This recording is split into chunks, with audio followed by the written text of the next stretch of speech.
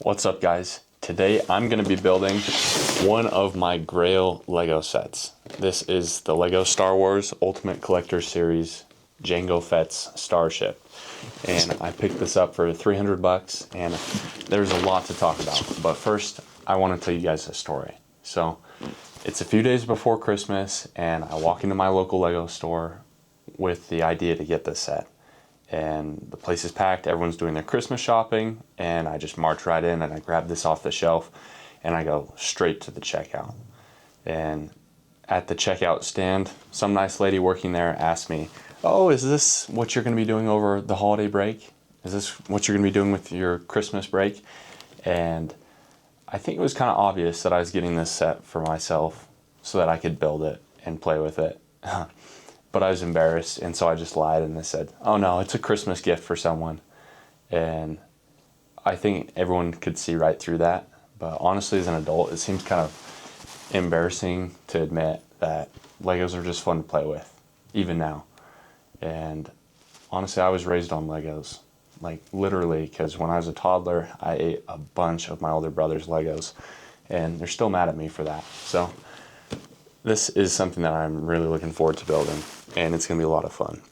So like I said, the official name is Jango Fett Starship, but that's obviously not the real name, okay? We know that Disney, who owns Lucasfilm and obviously the Star Wars franchises, kind of renamed this to be a little bit more politically correct.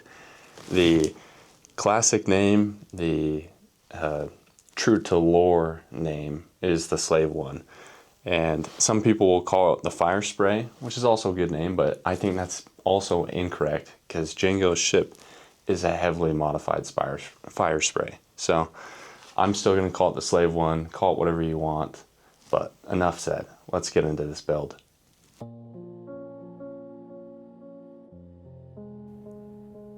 Right at the beginning of this video, I want to apologize for some production issues.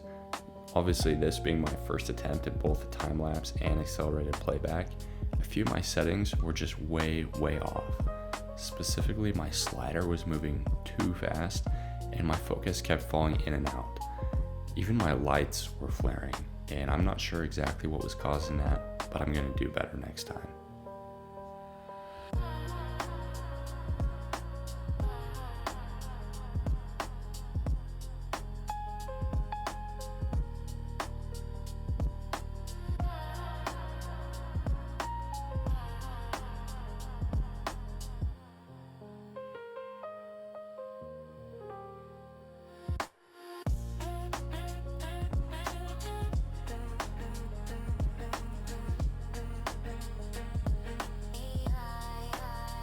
As you can see, I'm a pretty slow and methodical builder, and I'm a little out of practice assembling Legos.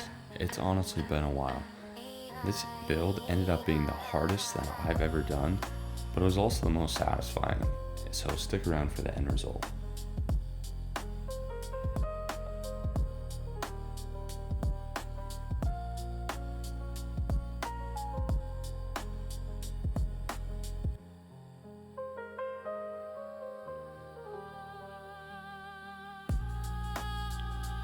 Was a kid, the one thing that I always wanted for birthdays or Christmas was an Ultimate Collector's set, and honestly I never got one. My parents, I don't know why, probably because it was super expensive or whatever, never gave me one.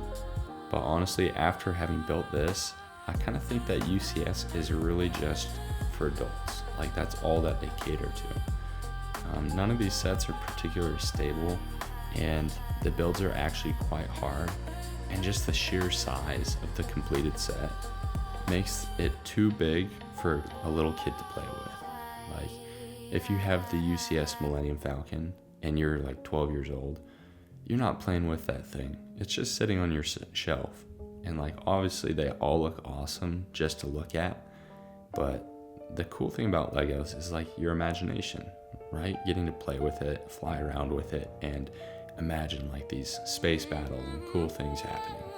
So in hindsight, I'm actually glad that I didn't get an Ultimate Collector set, because now I get to enjoy them as an adult.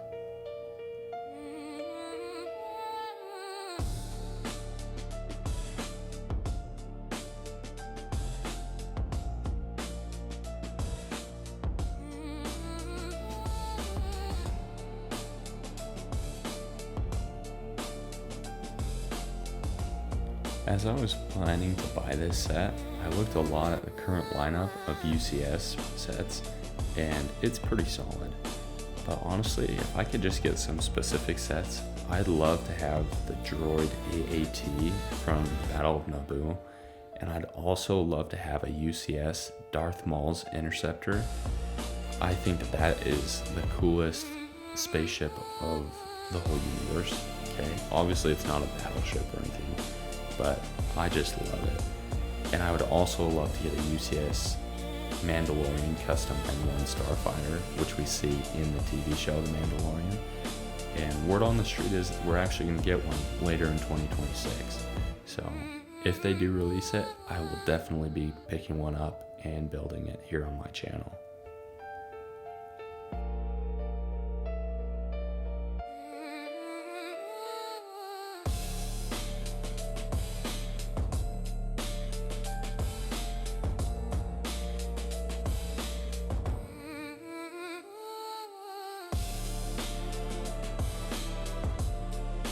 Is it just me, or has LEGO kind of dropped the ball lately?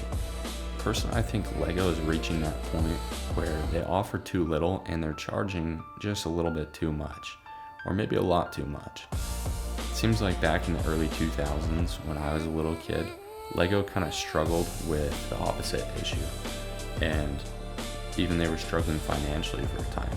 So they fixed that by lowering their costs and then raising their prices a little bit. But it feels like LEGO's now got their costs so low, they've just kept on raising their prices and getting bigger and bigger margin.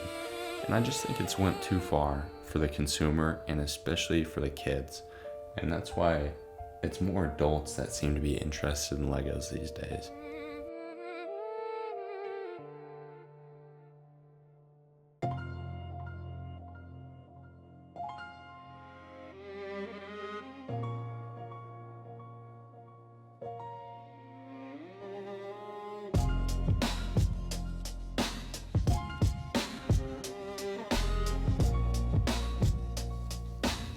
Now, because I'm a nerd and I want to study accounting at BYU, I actually decided to dig into LEGO's financials and try and interpret their revenues and costs.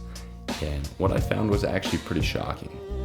So, as you guys know, for us consumers, the price per piece on LEGOs has actually stayed relatively flat. Even from the early 2000s, LEGO has made a really big effort to keep the price per piece around 10 cents per piece. And that sounds all really good, but the truth is LEGO prices have continued to increase for us because they've continued to increase the number of pieces. Here's the thing though, when you're a manufacturing business like LEGO, when it comes to your products, you have primarily two costs. We would call those fixed costs and variable costs. For LEGO, their fixed costs are going to be things like buying their factory space, and especially buying the expensive molds that they use to print out their pieces. Then they have variable costs. These are going to change with each and every piece, and the more pieces they print, the higher the variable costs are. So I think the best example of a variable cost for LEGO would be the cost of plastic. The more plastic they use, the more plastic they have to buy, the more expensive it is. Alright? Whereas they buy one mold and they can use it, maybe 1 million times, maybe even 50 million times before they have to buy a new one. So fixed costs are good because the more you use it, the cheaper it gets for you, and variable costs, you want them to be low. And so LEGO's really structured themselves that way. High fixed costs, low variable. And it turns out that while LEGO is charging us roughly 10 cents per piece, the variable cost per piece is extremely, extremely low. For those 10 cents, the plastic is approaching 0 cents. Like, it's costing LEGO almost nothing for that. And that's why they're able to have such good margins. Now, there's a lot more that I'm going to explain in an upcoming video on this. So if you found this interesting, consider subscribing so you can hear the rest of the story and just understand why LEGO is charging us as much as they are and why it's actually starting to backfire on them now.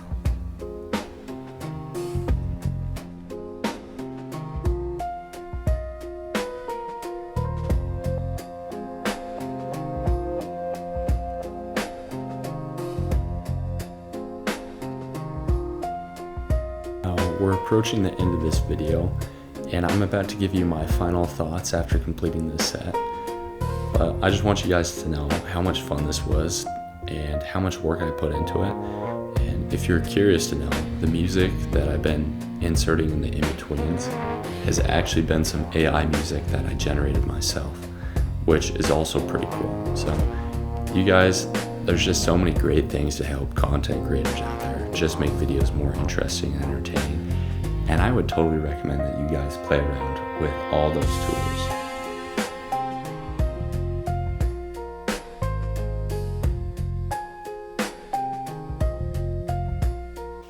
Alright, as you can see, I finally have the finished set in front of me.